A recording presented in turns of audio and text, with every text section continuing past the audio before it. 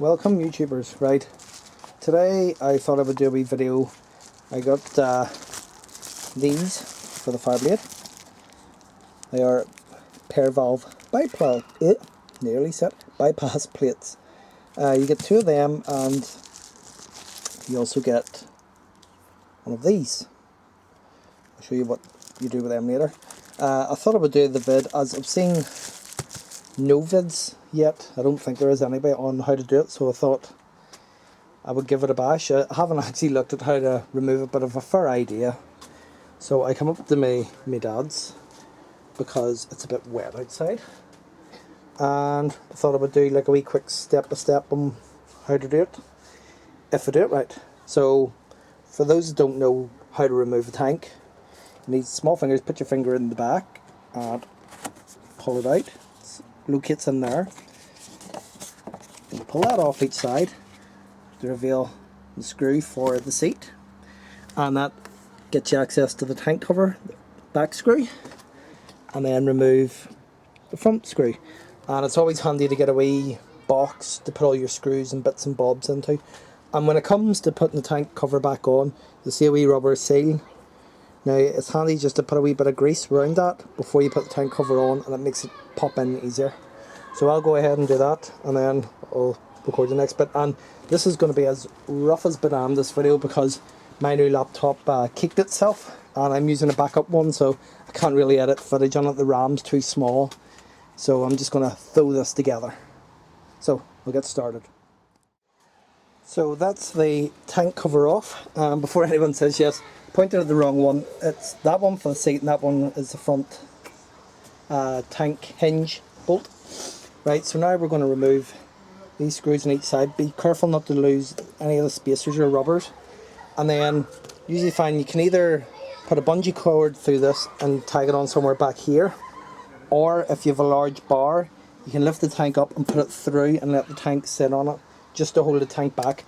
You'll also have a couple of pipes underneath. You need to get needle nose pliers or normal pliers just to pull back the wee clips to let you pull it on up. And you'll also have a pipe that runs down here. Don't know if the camera's picking that up, and comes out the bottom here. That should overflow from the tank. Now when you pull that up, it's connected in here and it'll pull out. So whenever you just go to put it back in, you just have to feed it down the back of the front sprocket cover, out the bottom, and then hook it through your fingers. It is fidgety, but it can be done. So that'll be, if you have that pipe and you wonder where it goes, that's the way it's routed. So I'll get that done now. Right, I don't know if this will work, but I'm going to try to see if I can do this with keeping the tank on. If you were to take the tank off, you've got your overflow, your main fuel, and then you've two plugs down there. They are actually handy removed. I'm not even going to go into how you remove them. If you can't figure them out, just put the tank back on and walk away. It is quite easy. One of them is just a slide back cover, and then allows you to push in the two wee pins to pull the plug out. But like I say, a lot of the connections are fidgety. If you're not familiar with them, look them online. There's loads of guys, because when we pull this off, get this, I'll show you. We've got a whole assortment of wee connections that all need to come off when you're removing the top unit. And if you don't know how to undo them, check online. There's no point in me going through each one. Each one's a different method, but they're quite easy. It's not a big job. So it's fidgety trying to do this with one hand and hold the camera with the other. I'll turn the camera off a second. There we go. There's the shielding off. Basically, what we need to do now, undo these, undo that, and then what I do, others do it differently. You can undo these injector plugs, it's the upper injectors, and undo this fuel line, watch, because it will spurt fuel out everywhere. Again, it's a wee slide back plug, allows you to, you pull that rubber out first of all, a wee rubber tab, sorry, I'm not even filming it, wee rubber tab, and then it allows you to push them two wee green clips in and slide the fuel line out. The one underneath's quite similar. You can do that and then undo the clip here and here for the ECU, lift the whole ECU out, unplug it, do the whole lot, take this reel and all off in one go. Or what I do is I try to undo the screws around the outside of the box, in here, around the front, and then just lever it up so it's resting against the tank and tie it up. And that way you only need to undo these three and that. And I think it's a lot easier. Can't remember if you can get the lower airbox off with that still attached. Don't think you can, so I might have to take the whole lot off. So I'll play it by ear and I'll show you in a second. Right, so that's that off. Basically what you do is this wee rubber here, you'll see it's got like a wee half moon thing. So when you pull the tab like that, it allows these to be pressed in and released from the main fuel line. You will need, well, it's handier, the wee angle nose needle nose pliers, and then all you do is unclip this wee clip here, holds this main loom in. You unclip it and it lets you swing the upper airbox all off to one side. And it saves you unplugging the fuel line and all this other stuff in the ECU and all. There is people that I think they do the whole lot, but I don't think it's needed. So next is we're going to undo these wee screws by the velocity stacks. Now they come off, and then there's a screw here, screw there, take the air filter out. Also handy if you're going to do the air filter as well, give it a clean or a refresh. And then after that, as far as I know, that's your pair valve intake here, and I think there's another breather pipe somewhere along the bottom. Well, you have them, and then you have electrical connections over at the side. When you lift the airbox, you'll see them. So as I say, undo all them screws. As you start undoing them, be careful you don't drop anything in. You can now, if you want, you would stick a bit of rag in, but these are joined anyway. Wait till I get these velocity stacks out, then get some clean rags in, just stops any screws or any rubbish falling down in, because it's a nightmare then to lift. And I'll show you what it's like when that's removed.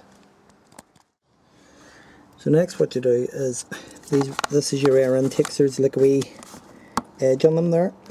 They're clipped in around this. You just push them off. You lift the airbox. You'll have an electrical connector here, which is removed just by pushing in that wee tab. Comes out. There's your pair valve. There, that's the intake, and then you also have the breather, which is another wee clip in there. You use needle nose and just loosen them and pop them hoses off. And I think that's all the connections to get the lower airbox housing off. And that is that. So you had this wee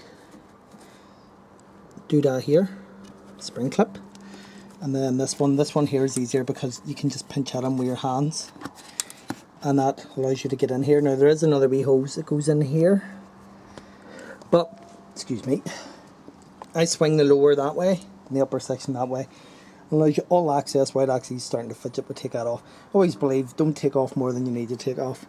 So next we're going to take, we're going to put rags in here, and then we're going to remove this rubber cover. Assume it's probably non-Honda.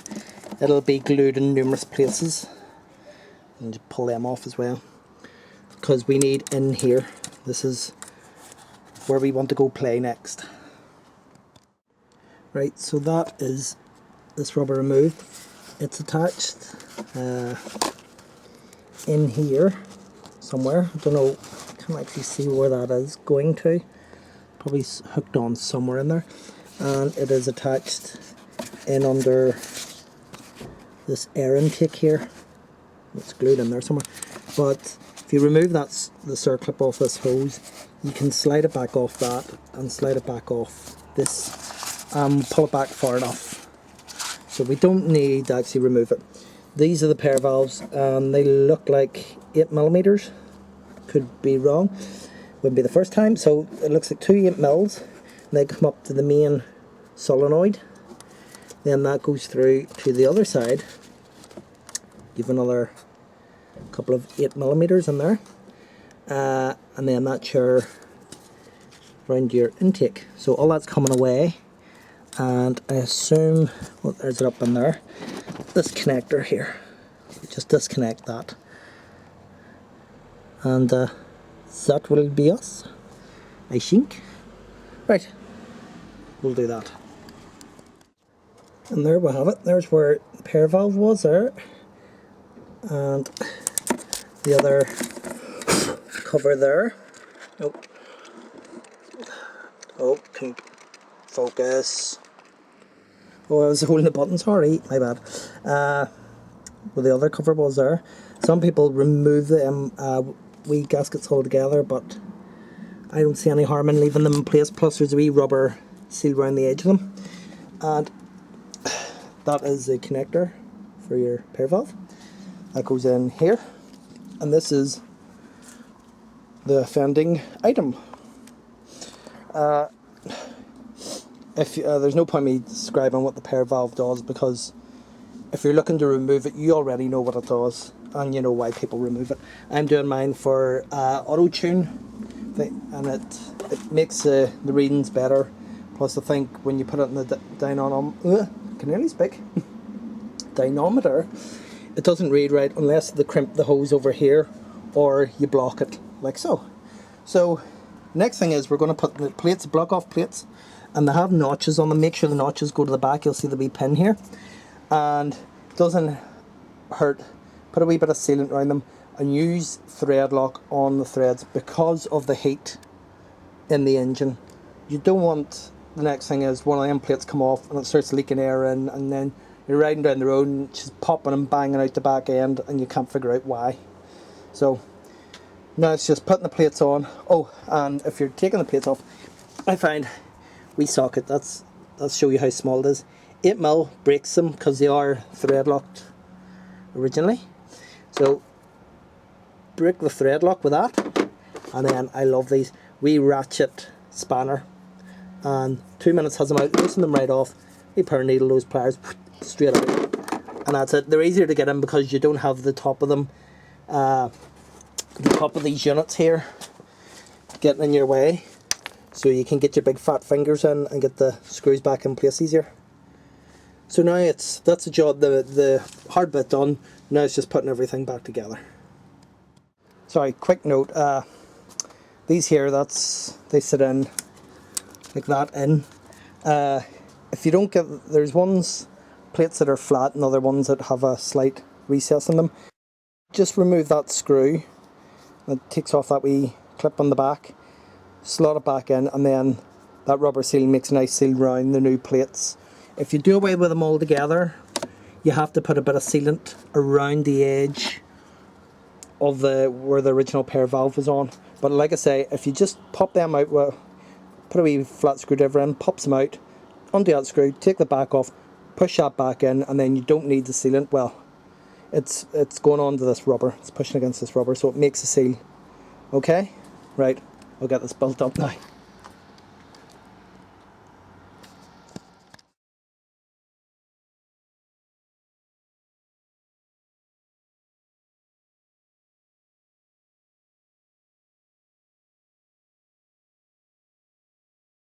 He's got something to look at. Right, so that's it all built up. Last check, turn the ignition. No F1 warning lights. And that's you ready to rock and roll. Take a care.